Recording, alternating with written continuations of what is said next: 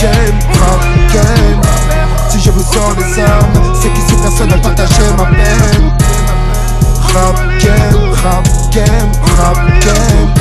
Si je vous sors les armes, c'est qu'ici personne n'a partagé ma peine. Partager ma peine. Oui, si, El General Chico, c'est Mac Taylor pour Appelite. Site numéro 1, vraie question. Vrai carambrouille.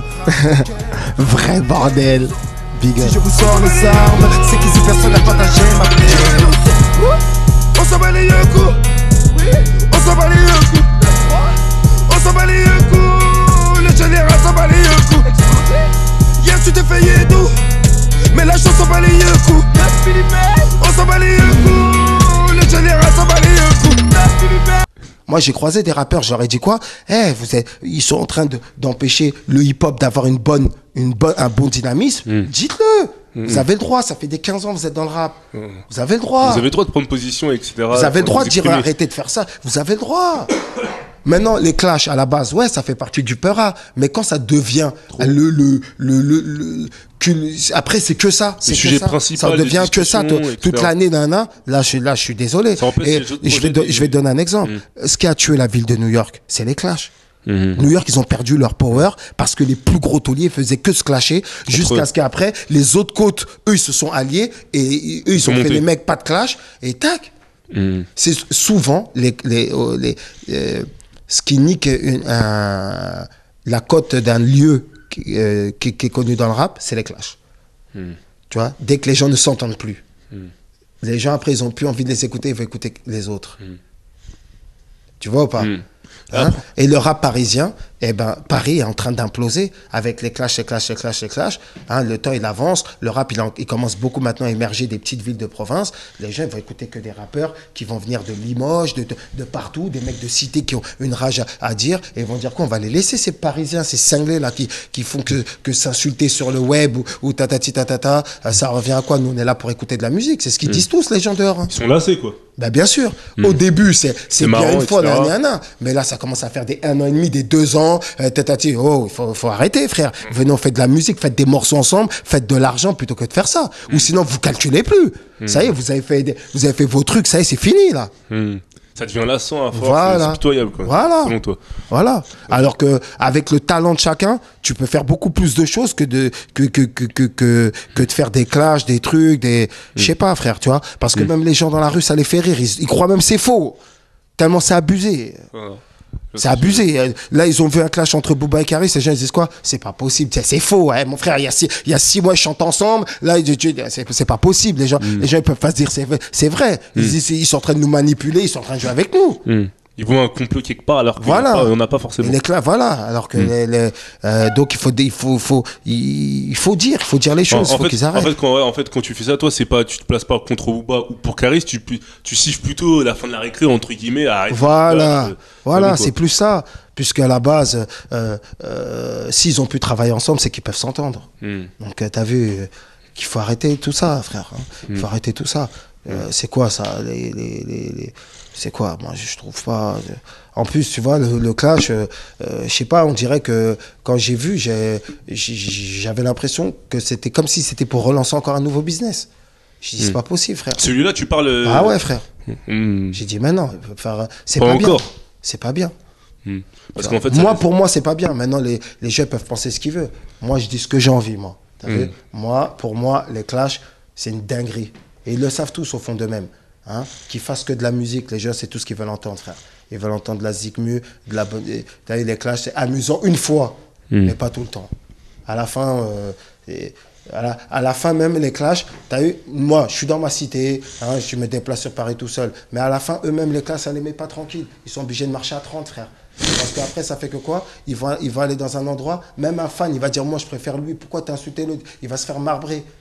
Pourquoi tu fais ça? Tu es une personne médiatique. Pourquoi tu veux instaurer du désordre alors qu'en vrai, tu t'en es sorti? Il y a des mecs tous les jours ici dans la rue, ils prennent des 10 ans tous les jours, ils ont peur d'aller en zompré tous les jours.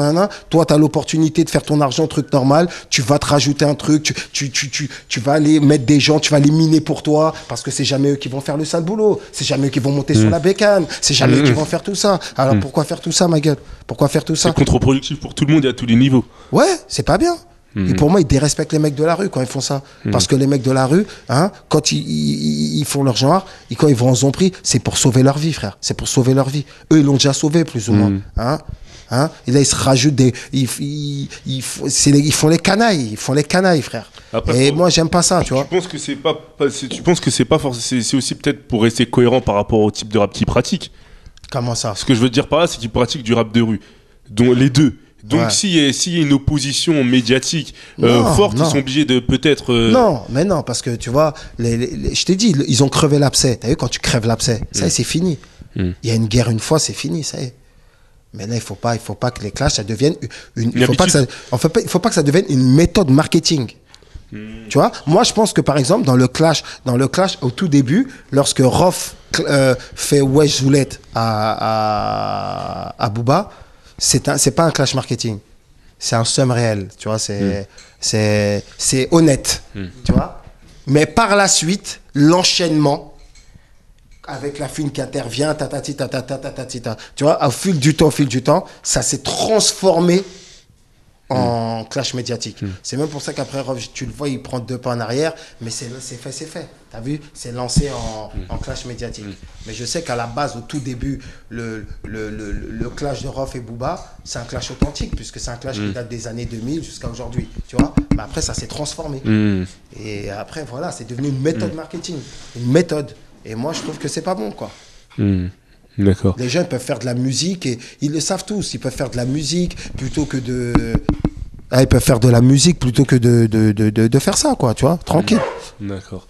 Et dans ton freestyle Untouchable 7, il y a une phase où tu dis, ouais, je suis comme une quenelle dans le journal du soir. Plus l'Untouchable, je suis comme une quenelle dans le journal du soir. Ouais, ben, regarde l'interview qu'on est en train de faire, frère. Moi, je suis un électron libre. J'ai vraiment, t'as vu, j'ai une rage. Elle est plus quantifiable. Une rage, une envie d'augmenter ou une rage contre, enfin une rage qui te fait avancer. Non, j'ai une rage qui me fait avancer, qui n'est pas quantifiable. Tu vois. Voilà, je me dis, si au bout de 14 ans, je suis encore là, c'est que je suis méga fou, frère. Parce que je suis pas là parce que tout va, je suis pas là parce que tout va bien. Je suis pas en train d'entretenir mon genre style, comme si je vends des milliards de disques et que j'entretiens mon genre en sortant des disques. Si je suis là, c'est comme si je suis un fou, frère. Vraiment. C'est parce que toi, j'ai l'impression que t'aimes bien t'identifier à des personnages que le monde voit peut-être comme des gens importants ou que le monde voit peut-être comme des provocateurs. C'est-à-dire que tu peux s'identifier à Saddam Hussein, Kadhafi, Mobutu, de l'autre côté Nicolas Anelka, ou bien par exemple Mandela, mais de l'autre côté là on aurait dit que tu t'identifies à Dieudonné, enfin du moins par rapport au fait que tu prennes le terme actuel, que ces personnages ils t'inspirent d'une certaine façon. Oui, parce qu'en fait c'est les non-suceurs, tu vois. Et je suis pareil. Et en fait, les non-suceurs m'inspirent de fou. En fait, quand je regarde des Nicolas Anelka, des Dieudonné, des gens qui font face à un acharnement médiatique et qui arrivent à se maintenir, à travailler, à être productifs, à donner de la qualité dans leur travail respectif, et ben, je me dis que je dois faire la même. Donc pour toi, que ça soit Nicolas Anelka qui a justement quitté son club parce qu'il avait fait la quenelle, il avait refusé de s'excuser, ou Dieudonné qui a eu des spectacles annulés, pour toi c'est que de l'acharnement médiatique, mais ça n'a rien à voir avec... il n'y a pas d'antisémitisme là-dessus, ils sont pas... Enfin, la quenelle c'est pas antisémite. Ah non, ils sont pas antisémites, non. Pour toi c'est juste de l'acharnement médiatique. C'est de l'acharnement médiatique, puisque moi je te donne mon avis, tu vois, Nicolas Anelka c'est un grand bonhomme, tu vois. C'est un mec qui a... À l'époque, dans le foot, il n'y avait pas beaucoup de mecs de cité, contrairement à aujourd'hui.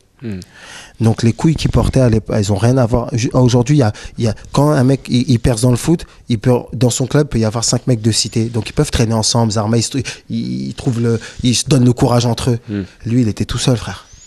Il était là entouré de Babs à PSG, et laissez-moi jouer. Tu vois, ils avaient pas l'habitude d'entendre un jeune comme ça, des cités parler avec une confiance en lui comme ça. Hein, et il était là, il a mis ses frères. Hein, il a mis ses frères dans les plus gros transferts de football de l'époque. C'est quelque chose, c'est un grand bonhomme. Pour faire ça, aujourd'hui, les gens, ils ont du mal encore à pouvoir faire ça. Et c'est un des premiers mecs qui a fait ça. Tu vois, c'est un mec qui a porté ses couilles dans le foot et autant que dans le business. Tu vois, il avait une ligne de conduite, il s'y est tenu jusqu'à aujourd'hui. Pour Dieudonné, c'est un mec qui s'est fait boycotter depuis 2004. Depuis 2004, il ne passe plus à la télé. Mais depuis 2004, il a à peu près fait 10 spectacles. Hein, qui ont tous explosé. En fait, ils l'ont médiatisé là parce qu'ils se sont rendus compte qu'en 10 ans, ils payaient de plus en plus d'impôts. Donc, qui dit de plus en plus d'impôts, ça veut dire que son business marche.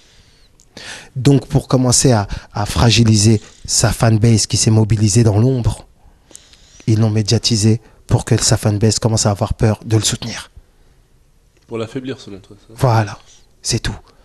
Est-ce qu'ils avaient besoin de parler de Dieudonné à la télé? Non, il était là dans son coin, ça fait 10 ans, il est aux têtes de la Main d'Or, il fait ses spectacles, il fait son argent. Il me semble, si j'ai bien compris, c'est que selon Manuel Valls, qui était à l'époque ministre de l'Intérieur, c'est parce qu'il répétait les provocations antisémites, enfin selon Manuel Valls. Donc c'est pour ça que... Mais les provocations dont il parle, il en faisait déjà dans des spectacles qui datent de 6 ans. Pourquoi ils n'ont pas fait il y a 6 ans? Tu vois? En fait, ils se sont rendus compte que sa fanbase, dans l'ombre, elle commençait à devenir trop costaud et que le mec a trop d'inspiration. En fait, l'adversité l'a rendu très productif. Ça se trouve, Dieudonné, s'il n'aurait pas été boycotté, sa carrière se serait arrêtée, il serait embourgeoisé, il aurait truc. Mais l'adversité lui a donné un nouveau truc. Et 10 spectacles en 10 ans, j'ai jamais vu ça. Hein. Tu regardes tous les grands mecs de spectacle, ils tournent, quand ils font un spectacle, ils tournent 3-4 ans avec, et ils ont à peu près des 3-4 spectacles. Hein. L'indépendance l'a fait tellement productif pour essayer de lutter face à l'adversité et au manque de médias, que je n'ai pas compris pourquoi tout d'un coup ils l'ont remédiatisé, quoi. Ils l'ont remédiatisé alors qu'il faisait son business tranquille. Son discours n'a jamais changé en 10 ans. Hein. C'est 10 ans de spectacle, il y a le même fond, tu vois.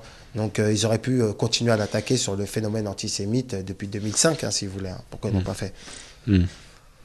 D'accord. Ils croyaient qu'il allait s'essouffler. Mais après, au bout de 10 ans, ils ont vu qu'il ne s'est pas essoufflé au final. Donc toi, ça t'inspire le côté, c'est là, face à l'adversité, tu es de plus en plus productif. Comme toi, par exemple, dans ta carrière. C'est l'adversité qui m'a fait tenir jusqu'à aujourd'hui. Hein. Ouais. Je pense que si tu avais été signé tôt, ou même, enfin, si tu étais resté en maison de disque, tu te serais embourgeoisé, tu serais revenu. Non. Mais, vu qu'on a eu des vies dures et qu'on est habitué, on est des mecs de dehors, on posait le genou, ça fait pas partie de notre éducation. Donc, je réagis dans le rap comme je réagis dans ma vie privée. Et tu penses que c'est cette façon de coupler les deux, ça peut pas te porter du tort? C'est-à-dire que dans le milieu professionnel, peut-être que tu dois avoir un peu plus de recul que dans le milieu privé. C'est-à-dire que par exemple, une réaction que tu vas avoir, une réaction nerveuse que tu vas avoir dans ton milieu professionnel par rapport à, je sais pas... Je n'ai été énervé avec personne. Non, mais quand je veux dire nerveux, c'est... Dans le milieu professionnel, on me fait une réputation alors que je n'ai jamais rien fait à personne. C'est un peu comme Nicolas Anelka, on te prête une réputation de tête brûlée, entre guillemets, d'incontrôlable, alors que selon toi, t'es normal. Moi, je suis normal, mais juste parce que je ne suce pas, on m'insulte de mec ingérable. Je ne comprends pas. Alors que dans le rap, il y a des fous qui ont fait des dingueries dans des maisons de disques et on dit que c'est des gens, eux, normaux, et moi, on veut me faire passer pour un fou. Moi, carrément, je suis adorable. Frère, Quand tu dis tu suces pas, c'est-à-dire que tu joues pas le jeu de... Ouais, non, c'est pas que... Non, c'est que j'ai des convictions et j'aime qu'on... Je préfère qu'on épouse mes convictions pour que ça puisse se conjuguer. Chacun, dans le rap, chacun ramène sa vision. Je suis pas là pour épouser la vision de quelqu'un d'autre, pour ressembler à quelqu'un d'autre. J'ai la mienne et c'est ça que je vais rapporter, moi. Voilà, c'est tu tout. te sens pas un peu comme un ovni dans le rap, c'est-à-dire qu'il y a un peu que toi, comme tu disais tout à l'heure, de ton côté, qui a un peu cette mentale, je garde mes convictions et si ça plaît pas aux gens. C'est comme ça que je suis. Qu'est-ce que tu veux depuis le début. Et vous êtes pas comme ça, vous rappelez? C'est le 9-3, gros. Nous, on a toujours été comme ça. Hein, ma gueule, c'est le 9-3. Vous êtes têtus, vous êtes là. Hein. Aujourd'hui, vous faites vos trucs. Voilà. Rapelite, c'est comme Actaïr. C'est ça. Tu vois, le 9-3, c'est assez spécial, ma gueule. Le 9-3, on a tous une mentalité un peu. On aime faire les choses impossibles.